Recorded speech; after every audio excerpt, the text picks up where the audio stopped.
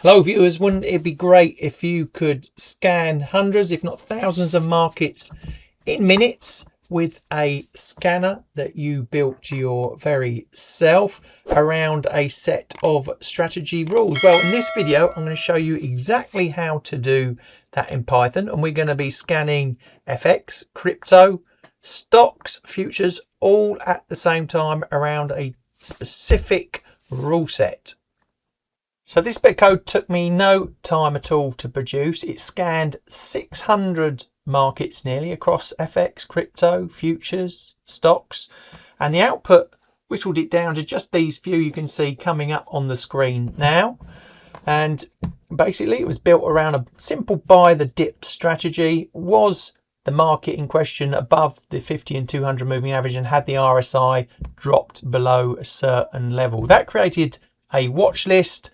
And from that watch list, we can then move on and worry about, the trade execution and details. But this whole process stops you scrolling through the charts like it was 1997. It saves you massive amounts of time and it allows you to build, like I said, strategy filters around ideas that you have really quickly to discover markets you can trade. So let's take a look.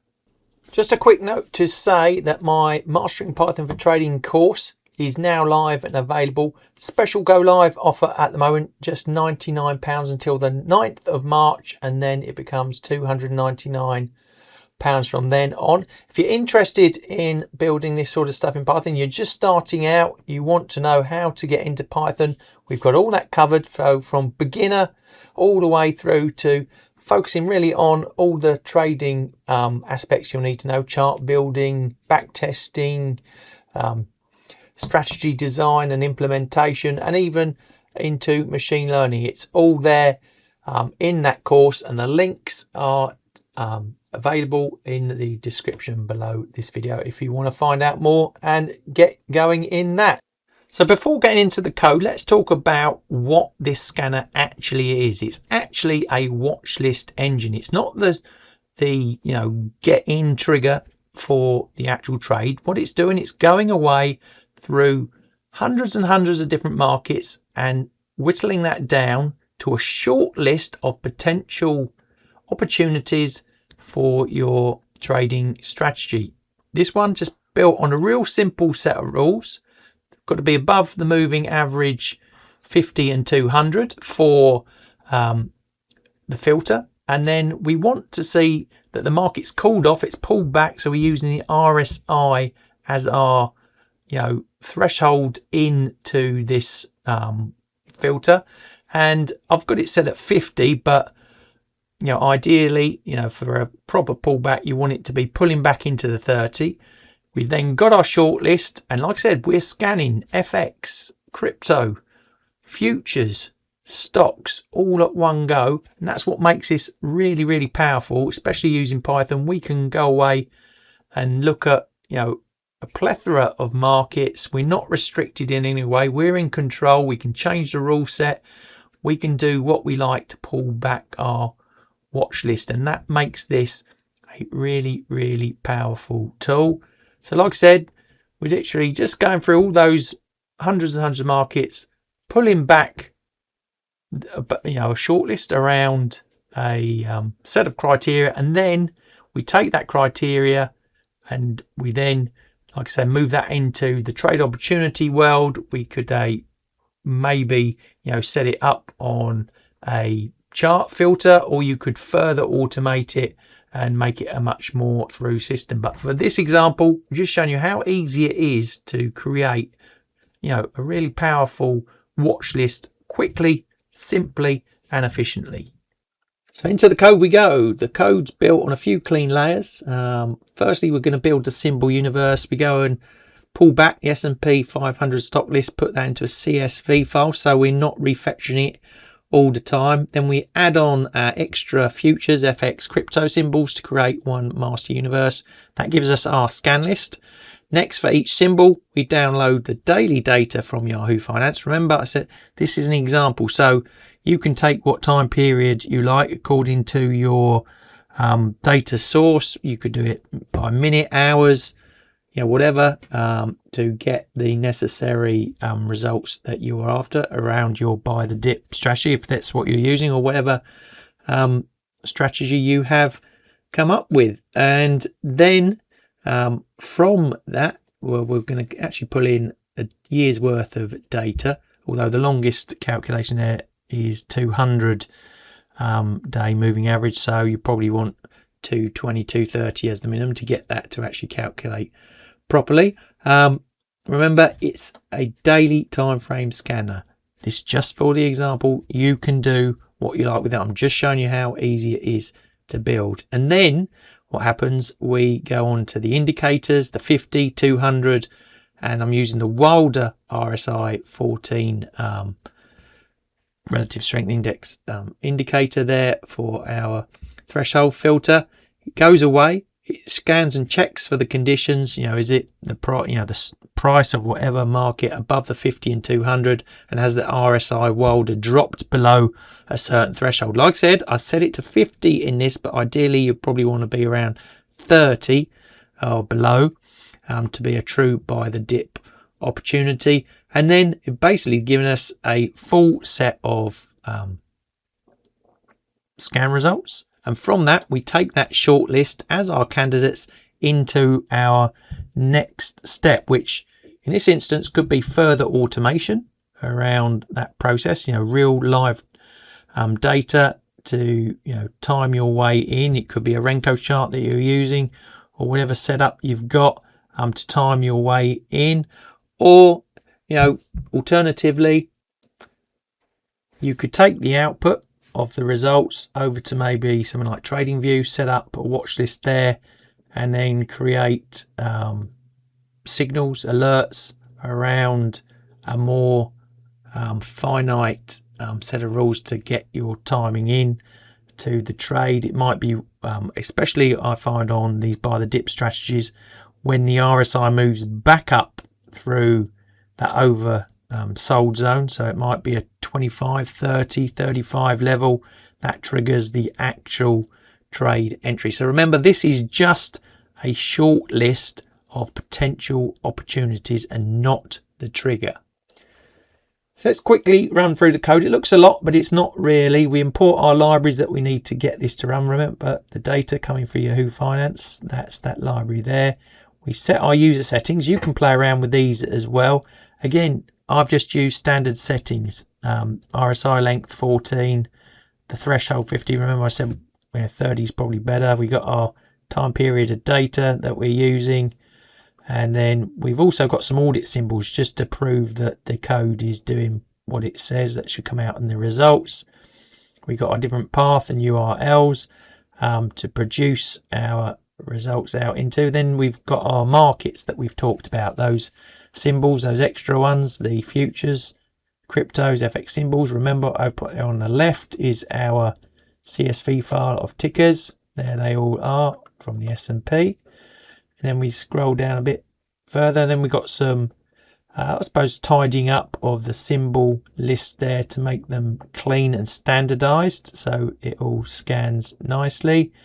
And then scrolling further down, what do we have next? We got the indicator helpers. So this is, the moving averages are pretty straightforward. But remember, I used a Wilder RSI, so it's more the common one used, and we just set the rule set there. Not very complex, laid out quite simply. And then we've got the addition of the indicators for the scanner there. So we got the bunch there, the moving average 50, 200 and the RSI. Download the data that we need. There's the scan logic, what it's going away and doing. Then it's creating the short list and it's returning that information is what we want it to create in our NCSV results file. And we're also noting exceptions. It runs the scan, and then we've got a bit of a presentation tidy up as well. And basically that is pretty much the code. Like I said, it looks a lot, This is all just about the presentation in the HTML file that you'll see in a moment. And you can see the basic tick through what we're printing out in terms of results in the terminal, telling us what we've produced, how many markets we scanned, the export files, the print summaries, and the shortlist preview as well in the terminal. And like I said, a lot of lines of code, but once you're au fait with the world of Python, this is quite easy and straightforward to build. Took me no time at all, probably no more than an hour or so just to put this together, because you also collect the code as well over time, so you can cut and paste and use other bits of code that you had to put it together. But all very straightforward. And then what's left for us to do now is to run it. So we're going to hit the run button there, produce the terminal below. It'll go off. Let's just pull that up and start the scan process. You can see it's looked at 556 tickers across Yahoo Finance. You can see the breakdown there. It's now going through every one of those, looking for that rule set that we laid out. So once it's gone through all of that scan, it didn't take very long, a couple of minutes.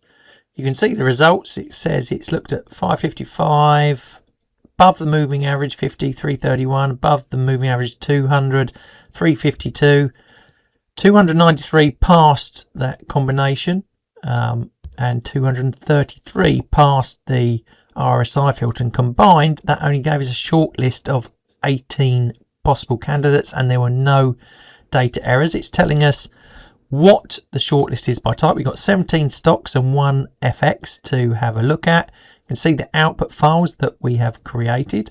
Let's just have a look at that HTML output file that I set up, that it produced. There we go. We can see, just made it a bit better visually.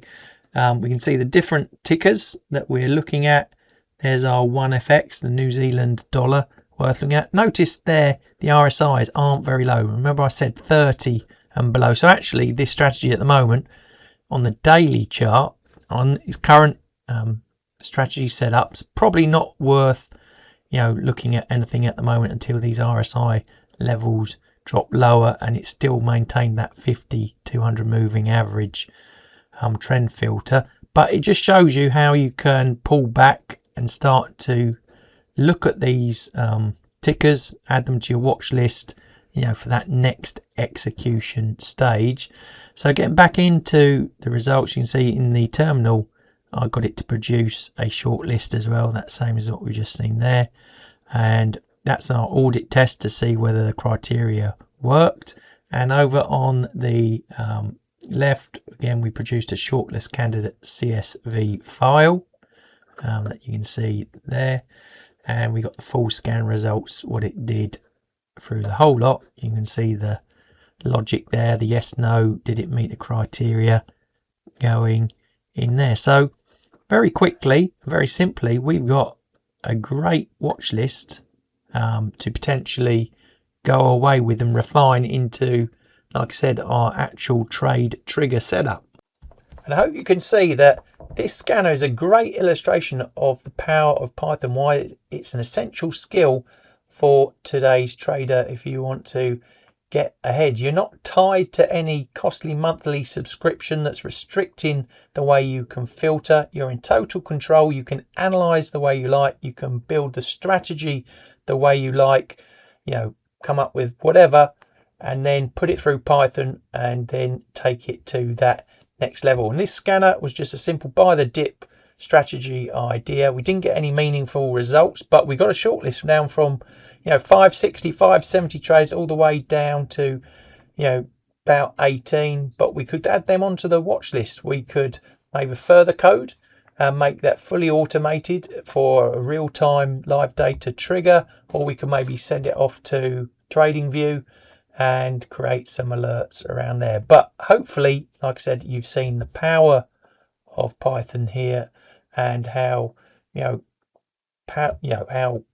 productive and powerful it can be for your own trading. And if you want to learn all of this, you want to do these sort of same projects, build these same sort of tools, then it's all in my Mastering Python for Trading course, and it's gone live now. And to celebrate the go live, we've got the price of £99 for the course until the 9th of March, when it resets back to $299. So if you want that, the links are in the description below, so visit that. You can find out more about the course and then sign up from there. But like I said, Python is a great skill to learn. If you want to get ahead in today's trading, you want to be in control, then it's definitely worth looking into. So I hope you've liked today's video. If you have, please give us the thumbs up. It all helps the channel. Don't forget to hit the subscribe button, because plenty more content coming your way. So thanks for watching, and I'll see you in the next video.